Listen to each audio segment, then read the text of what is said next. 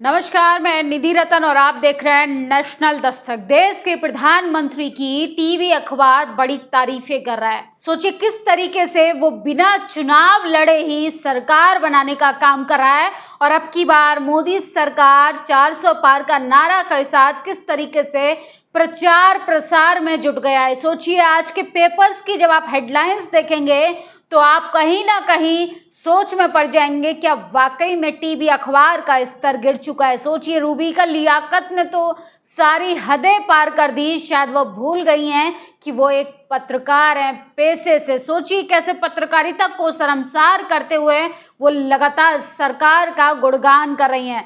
आजकल प्रधानमंत्री तमाम टीवी चैनल्स के पत्रकारों को ये कहें कि सरकार के आगे नतमस्तक होने वाले पत्रकारों को इंटरव्यू दिया जा रहा है। सोचिए वही सरकार की तारीफें करने वाले पूछे जाने वाले सवाल कि आप थकते क्यों नहीं, आप आम काट कर खाते हैं या चूस कर, इसी तरीके के तमाम पत्रकारों ने सवाल किए। लेकिन सोचिए जनता महंगाई, बेरोजगारी, भ्रष्टाचार, आज सुरक्षा से महिलाएं परेशान है। देश का जवान, किसान, नौजवान सड़कों पर प्रशासन के डंडे लात घूसे खा रहा है। लेकिन मजाल है किसी टीवी अखबार की ये हेडलाइंस बन जाए, मजाल है कोई पत्रकार अपने शो में इस सवाल को प्रधानमंत्री से पूछ ले, मजाल है कि ये किसी पेपर की हेडलाइन बन जाए। सोचिए किस तरीके से चौथा स्तंभ कहे जाने वाला पत्रकारिता का स्तर लगातार गिरता जा रहा है। जो सोशल मीडिया पत्रकार हैं वो अगर सरकार की पोल खोलेंगे, वो सरकार से जनता के हित में सवाल पूछेंगे तो सरकार उनको डराने की कोशिश करेगी, सरकार उनके चैनलों को डिमोनेटाइज कर देगी, सरकार उनके चैनलों को नोटिस भिजवाएगी, यहाँ तक कि आप पर हमला भी हो सकता है। आप लगातार देखेंगे किस तरीके से पत्रकारों पर सरेआम गोलियां चलाई गई और किस तरीके से सामंतवादी सोच के लोग जो हैं वो अमित शाह की रैली में संघी मानसिकता के लोगों ने पॉलिटिक्स के पत्रकार पर हमला कर दिया। आप सोचिए टीवी चैनल सरकार से सवाल नहीं पूछेगा, तमाम भारतीय जनता पार्टी के नेता, अभिनेता, प्रवक्ताओं से लेके तमाम लोग रट्टा लगा रहे हैं कि हम 400 पार की बहुमत की सरकार बनाएंगे और संविधान बदल देंगे।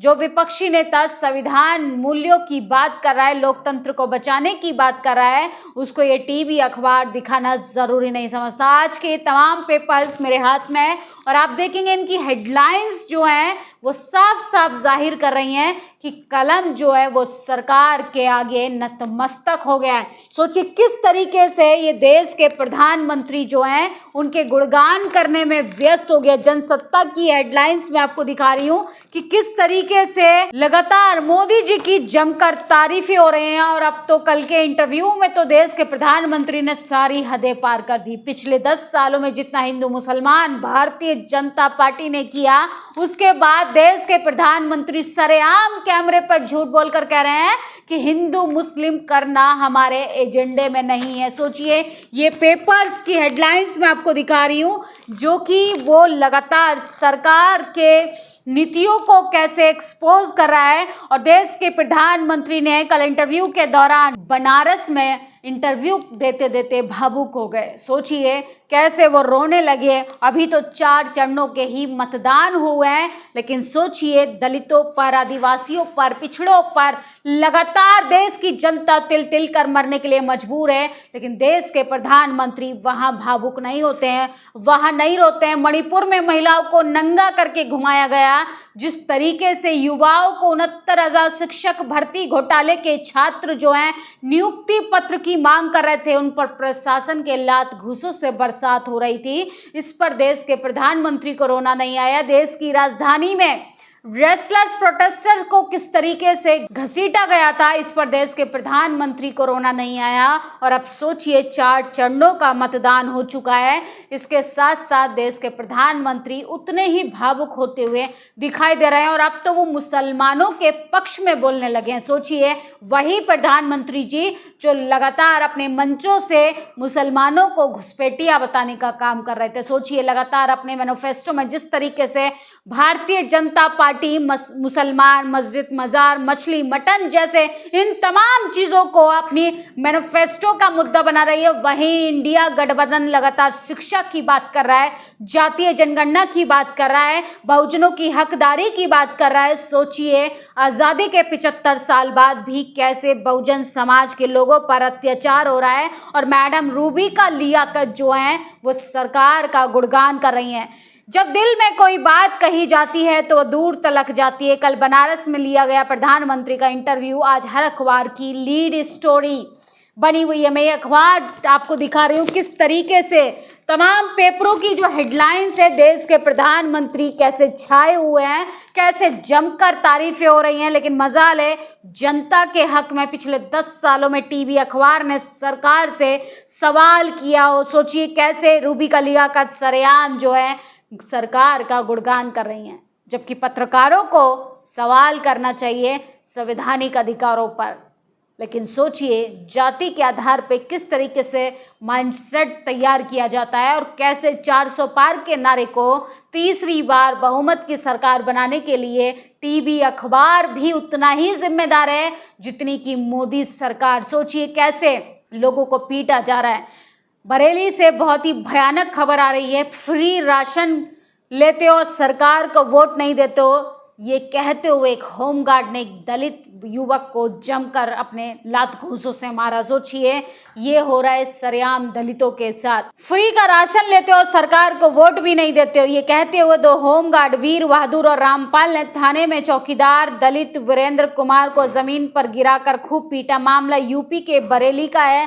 दोनों होमगार्ड के खिलाफ रिपोर्ट भेजी गई है। संजय सिंह ने बड़ा ट्वीट किया है, दलित को कुचलने के लिए 400 पार चाहिए। इस दलित युवक जानवर की तरह पीटने की घटना को याद रखना, बीजेपी की जमानत जब्त करना बेहद जरूरी है। प्रियंका गांधी ने इस खबर को उठाया है। जनता को राशन मिलता है क्योंकि इस देश में हर नागरिक को भोजन का अधिकार मिला हुआ है। अनाज किसानों का उगाया हुआ है। वितरण में खर्च होने वाला धन जनता का, और भाजपा सरकार जनता का थोड़ा सा धन जनता पर खर्च करके उसी को बंधक बना लेती है। इस पुलिसकर्मी को ये हिम्मत कहाँ से मिली वो भाजपा के लठैतों की तरह बर्ताव करे और हमारे दलित भाइयों पर इस तरीके की क्रूरता बरते। सोचिए फ्री का राशन लेते हो, सरकार को वोट नहीं देते हो, ये कहते हुए 2 होमगार्डों ने एक दलित युवक की जमकर पिटाई की। सोचिए सरकार का विरोध करेंगे तो संघी गुंडे, मनुवादी, जातिवादी, बाहुबली, धनबली कहे जाने वाले लोग किस तरीके से अत्याचार करेंगे, कैसे लोगों को परेशान करेंगे, कैसे लोगों का शोषण करेंगे। सोचिए कहीं कहीं तो पोलिंग बूथ पर लोगों के साथ मारपीट हो रही है। इस तरीके से चुनाव जीतना चाहते हैं देश के प्रधानमंत्री। और टीवी अखबार मजाले इस सरकार से सवाल पूछ ले। मैडम रूबी का लियाकत जैसे न जाने तमाम पत्रकार सोचिए कैसे खबरों को छुपाने की कोशिश करते हैं। वो तो सोशल मीडिया है तो ये खबरें हमारे सामने आ पाती हैं। सोचिए जब सोशल मीडिया नहीं था तब कितना ज़्यादा उत्पीड़न लोगों के साथ होता था, कितना लोगों का शोषण किया जाता था, लोगों को मार पीट करके उनको बंधक बना लिया गया 5 किलो राशन देकर। ये सरकार अपना नाम विकास की गारंटी में मेंशन कराती है। सोचिए ये विकसित भारत है, मोदी का विकसित भारत, जिसमें दलितों को सरेआम पीटा जा रहा है, मुसलमानों को सरेआम गाली गलौज दी जा रही है, मुसलमानों को तो डरा धरा कर अपने ही देश में अपने ही नागरिकों को 2म दर्जे का नागरिक बना दिया। सोचिए देश के प्रधानमंत्री कह रहे हैं कि मैं बचपन में मुसलमान परिवार के साथ ईद मनाया करता था। क्या 4 चरणों के बाद भाजपा सरकार की हवा निकल गई है? क्या बीजेपी को अपनी गलती का एहसास हो गया है? राजस्थान की भजनलाल सरकार मृतक के अंकित मीणा के परिवार को न्याय देने में देरी करके 2 समुदाय में टकराव की स्थिति बनाने का आमादा है, जो बेहद शर्मनाक है। हम किसी भी सूरत में ये स्थिति उत्पन्न नहीं होने देंगे जिससे इन समुदाय के बीच कटुता पैदा हो। अपराधी का कोई धर्म नहीं होता। राजस्थान के गंगापुर सिटी में लिंचिंग के शिकार अंकित मीणा के पीड़ित परिवारजनों से फोन पर बातचीत हुई। लोग लगातार जिस तरीके से 3 दिन से अंकित मीणा के परिवार धरना प्रदर्शन पर बैठे हैं, सोचिए उनको इंसाफ नहीं मिल रहा। आदिवासियों की ये हालत है, दलितों को तो सरेआम पीटा ही जा रहा है, ओबीसी को तो धर्म के नाम पे लॉलीपॉप पकड़ाकर उनसे घंटा बजवाने का काम किया जा रहा है। और देश की मीडिया सरकार की तारीफें कर रही है। ये नाकाम सरकार अब पूरी तरीके से एक्सपोज हो चुकी है। सोचिए किस तरीके से देश के प्रधानमंत्री की ये पोल खोल रहा है। और बचपन में पड़ोसियों के साथ ईद मनाते थे देश के प्रधानमंत्री, ये लगातार इस तरीके की काल्पनिक कहानियां बुनने में नंबर 1 है। शायद देश के प्रधानमंत्री ने 10 सालों में विकास किया होता तो आज इस तरीके से मनगढ़ंत कहानियां रचने की जरूरत ना पड़ती। सोचिए, महंगाई से लोग दम तोड़ रहे हैं, बेरोजगारी से लोग परेशान हैं, युवा डिप्रेस हो चुका है कि देश के प्रधानमंत्री ने जहां से तीसरी बार नामांकन किया है, उन्हीं के संसदीय क्षेत्र बनारस में यूनिवर्सिटी के अंदर एक छात्रा का गैंग रेप हो जाता है और आरोपियों का कनेक्शन भाजपा सरकार से निकलता है। तो ये है विकसित भारत जिसका सपना देश के प्रधानमंत्री देख रहे हैं। मुफ्त का राशन खाओगे, वोट दोगे किसी और को।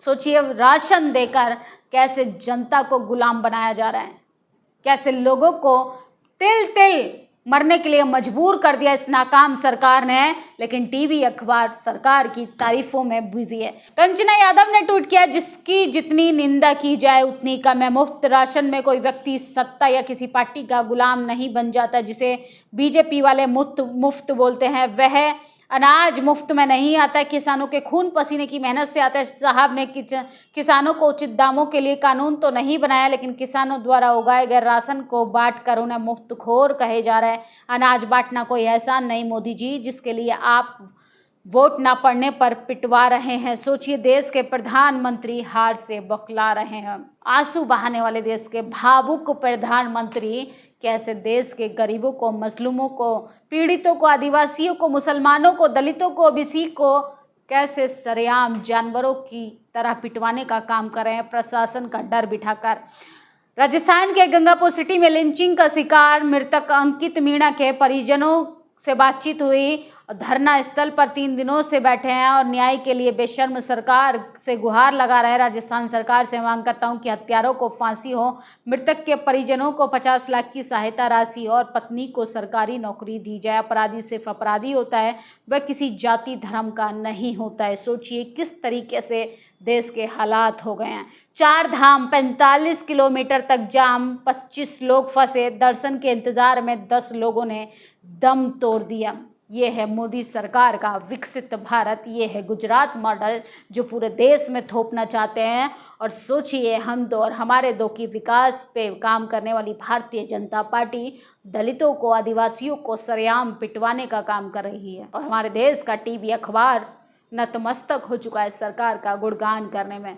जितनी सरकार जिम्मेदार है उससे कई गुना जिम्मेदार हैं इस देश को बर्बाद करने में टीवी अखबार में बैठे जातिवाद, मनुवाद, सामंतवादी सोच के पत्रकार। इस खबर पर आप लोग अपनी प्रतिक्रिया जरूर दीजिए। फिलहाल तो सरकार का 400 पार का आंकड़ा पार होता हुआ नहीं दिखाई दे रहा है, चाहे वो कितने भी पत्रकारों से अपना गुणगान कराए। जनता अब इनका चाल चरित्र और चेहरा समझ चुकी है। शुक्रिया।